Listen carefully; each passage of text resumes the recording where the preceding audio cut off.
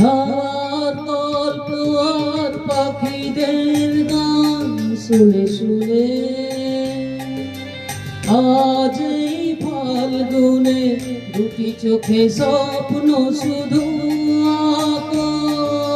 হাওয়ার গল্প আর পাখিদের গান শুনে শুনে আজ এই ফাল্গুনে দুটি চোখের স্বপ্ন শুধু আঁকো।